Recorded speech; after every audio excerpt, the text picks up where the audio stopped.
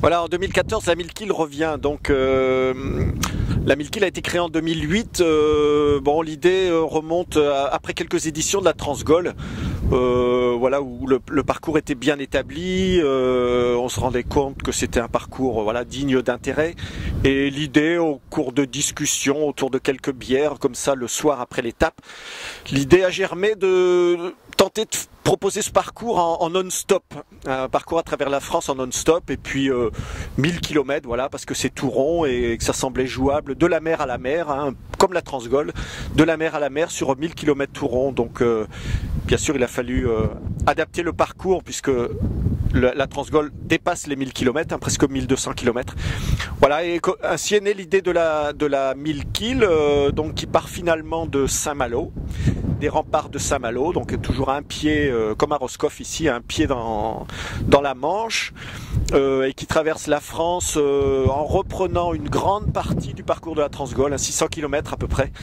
Les 400 premiers kilomètres sont différents jusqu'à la Loire, ensuite on retombe sur le parcours de la Transgol. Par le centre de la France, et donc l'arrivée à Sète, au sommet du mont Saint-Clair, pour ceux qui connaissent le port de Sète, donc un dernier raidillon très très difficile là, de 3 km là, pour monter tout au-dessus du port.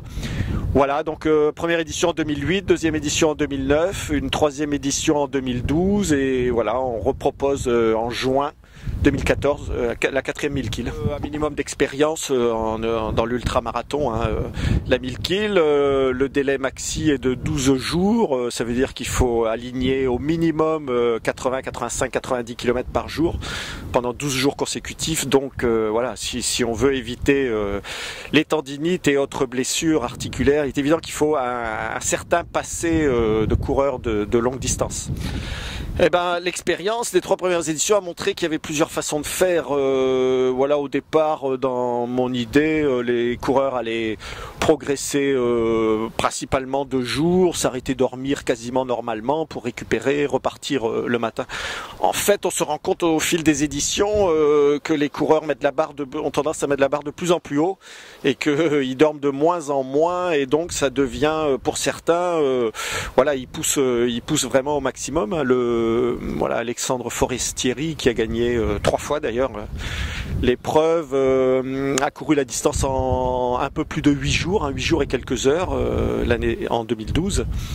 Donc ça veut dire vraiment pas beaucoup de sommeil, quoi. Alors on peut gérer comme une course par étape, certains le gèrent comme une course par étape, une longue étape de jour, une nuit quasiment complète.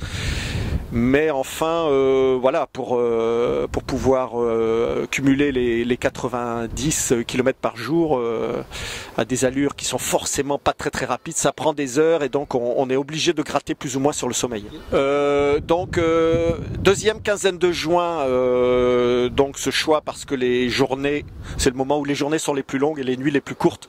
Et comme les coureurs progressent de plus en plus de nuits, notamment lorsqu'il fait chaud, c'est arrivé en 2009. Non, mais c'est très très chaud pendant quasiment les 10-12 jours. Donc là aussi on s'est rendu compte que les coureurs se reposaient plus la journée que la nuit pour éviter les grosses chaleurs. Donc deuxième quinzaine de juin, départ le 15, voilà, du 15 au 27 juin 2014.